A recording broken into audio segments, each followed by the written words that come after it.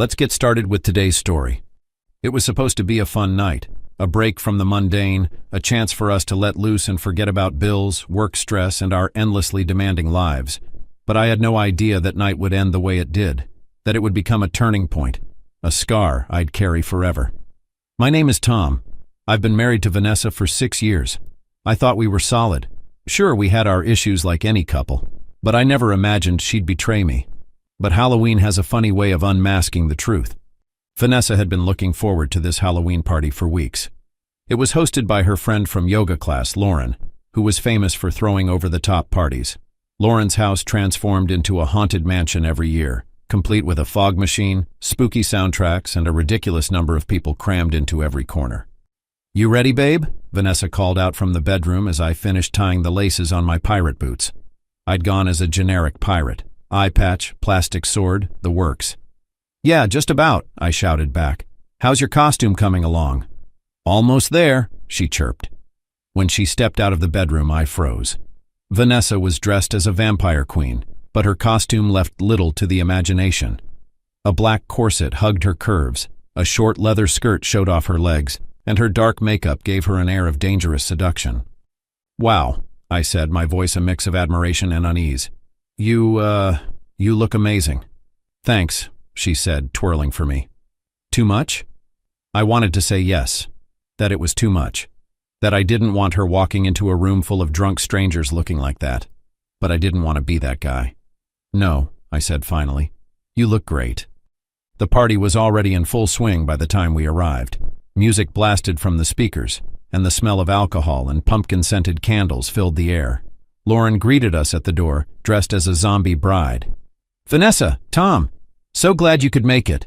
Lauren pulled Vanessa in for a hug, her eyes lingering a bit too long on her costume. "You're going to be the star of the party tonight, girl." Vanessa giggled. "You're too sweet." I forced a smile and stuck close to Vanessa as we navigated through the crowd. People were dancing, laughing, drinking. Vanessa seemed to know everyone, stopping every few steps to chat with this person or that. An hour in, I noticed Vanessa had started to drift further away from me. She was laughing a little too loudly, her hand lingering a little too long on people's arms as she spoke to them. I chalked it up to the alcohol. She wasn't a big drinker and she'd already had a couple of cocktails. At one point, I lost sight of her entirely. I scanned the room, my stomach tightening. "Hey, have you seen Vanessa?" I asked Lauren, who was busy refilling a punch bowl. "She's around," Lauren said with a shrug.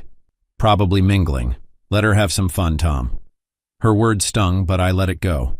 Eventually, I found Vanessa on the back patio, deep in conversation with a guy dressed as a werewolf. He was tall, muscular, and had that cocky grin that immediately put me on edge. "Hey, there you are," I said, walking up to them. "Oh, hey, Tom," Vanessa said, her voice a little too bright. "This is Ethan. He works with Lauren." "Nice to meet you," I said, my tone clipped. Ethan extended his hand, and I shook it reluctantly. His grip was firm, almost challenging.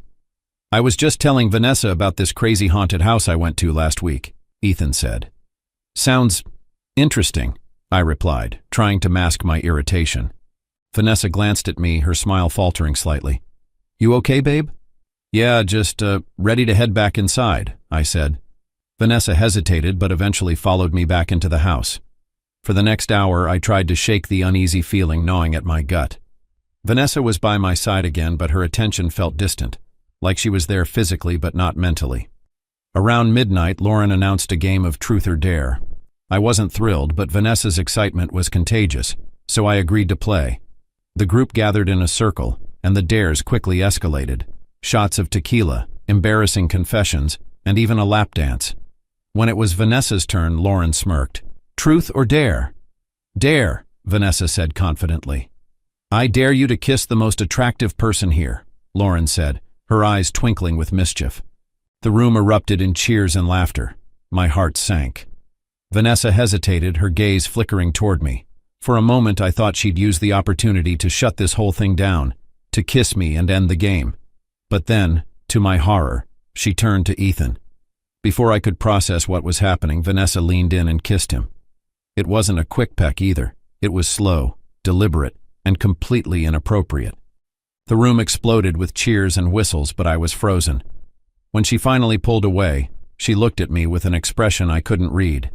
"Tom, it's just a game," she said softly, as if that would make it better. I forced a laugh and excused myself, muttering something about needing air. I stepped out onto the front porch, trying to collect my thoughts. I felt humiliated, betrayed, and angry. But more than anything, I felt confused. Was it really just a game, or was there something more going on? Vanessa found me a few minutes later. "Tom, are you okay?" "No, Vanessa, I'm not okay," I spat, my voice tight. "What the hell was that?" "It was just a dare," she said, her tone defensive. "Everyone was watching." I didn't want to make it awkward. "Well, congratulations, because now it's incredibly awkward between us," I snapped. "Don't be like this," she said, reaching for my hand. I pulled away. "You kissed another guy, Vanessa, in front of everyone." "I didn't mean anything by it," she said, her voice rising. Before I could respond, Ethan appeared at the door. "Hey, everything cool out here?" "No, it's not cool," I yelled, stepping toward him. "Why don't you mind your own business?" "Tom, stop," Vanessa said, stepping between us. "Of course," Ethan murmured, raising his hands in mock surrender. "Didn't mean to intrude." He walked back inside and I turned to Vanessa. "Unbelievable." "Tom, don't make this a bigger deal than it is," Vanessa said, crossing her arms. "I'm going home," I said firmly, stepping back onto the porch. She blinked in surprise. "What? Why?" "Because this is too much, Vanessa," I spat, my voice sharp. "I'm not going to stand here and pretend this is okay." "You're being ridiculous," she snapped. "It's a party. You're just jealous for no reason. Go grab your purse," I commanded, my voice cold as I motioned toward the car. "We're leaving. Now." She didn't budge. "No, I don't want to leave. I'm staying." "Vanessa," I said, my tone dropping to a warning. "If you don't come home with me right now, we're done." Her eyes narrowed and she tilted her head defiantly. "You don't tell me what to do, Tom. If you don't want to stay, good. But I want to. I'll see you in the morning." I stared at her, my chest tightening. "You're choosing this party, choosing him, over our marriage?" She didn't answer. "Fine," I said coldly. "Have it your way." I turned on my heel and stormed off the porch, heading for my car.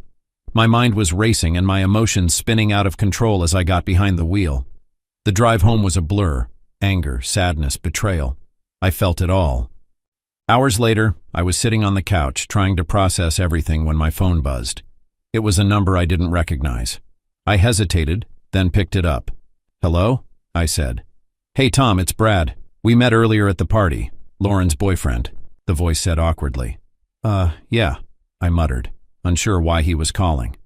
"Look, man, I don't know how else to say this," Brad began. "I thought you should know. Vanessa is upstairs in one of the bedrooms, with Ethan." My stomach dropped. "Are you sure?" I asked, my voice trembling. "Yeah, I'm sure," Brad said. "I'm sorry, man. I thought you deserved to know." I hung up without saying another word. My hands were shaking as I walked into the bedroom. The framed wedding photo on the dresser stared back at me, mocking me. I grabbed it and hurled it against the wall, the glass shattering into 100 tiny pieces. Then I went to the closet, pulled out the folder where we kept our important documents and found our marriage certificate. I tore it in half, then again and again, until it was nothing but confetti. I couldn't stop myself. Years of memories reduced to scraps of paper. Standing amidst the mess, I felt the walls of the house closing in on me. The silence was unbearable, heavy with the weight of betrayal. I couldn't stay there another moment. I threw a few clothes into a duffel bag, grabbed my car keys, and left for a hotel. Once I checked in and got settled into the room, I went straight to the laptop. Without a second thought, I logged into our joint bank account and transferred every penny into my personal account. She didn't deserve a single cent after what she'd done. I didn't sleep that night. The bed in the hotel felt too empty, and my mind raced with a mix of anger, confusion, and disbelief. The life I'd known was shattered, and I had no idea what came next. The next day, my phone buzzed incessantly. It was Vanessa. I ignored the first few calls, but she kept trying, and eventually I picked up. "What do you want?" I asked, my voice flat. "Tom, where are you?" she questioned, her voice frantic. "I'm home and you're gone. What's going on?" "What's going on?" I repeated, laughing bitterly. "You're really asking me that?" "Tom, please, let's talk," she said. "I don't understand why you left." You don't understand? I snapped. I told you last night, Vanessa. I told you that if you stayed at that party, we were over. And not only did you stay, you slept with Ethan. There was a long silence on the other end of the line. Who told you that? She asked finally, her voice barely above a whisper. It doesn't matter who told me, I said. What matters is that it's true. Tom, she started, but I cut her off. Don't bother trying to explain, I said, my voice steady but filled with finality. There's nothing you can say that will fix this. I'm filing for divorce. Tom, please, she pleaded, her voice cracking.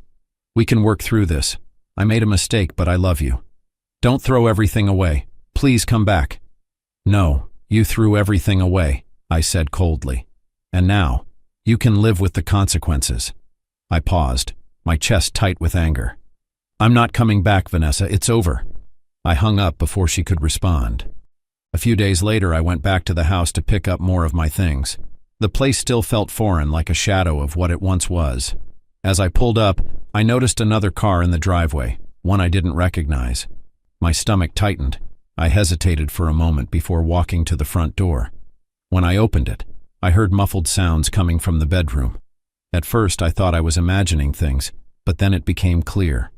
Moans. My heart dropped as I realized what was happening. I didn't want to see it, but I couldn't stop myself. I pushed the door open slowly, and there they were. Vanessa, my wife, in bed with Ethan. My blood ran cold as my mind raced to process what I was seeing. What the hell is this? I asked, my voice a mix of disbelief and anger. Vanessa scrambled to pull herself together, but it was too late. I could see everything. Tom, I didn't mean for this to happen, she stammered. I stared at her, my hands shaking. Oh, so this is your version of I made a mistake, huh? That's what you call being sorry, right?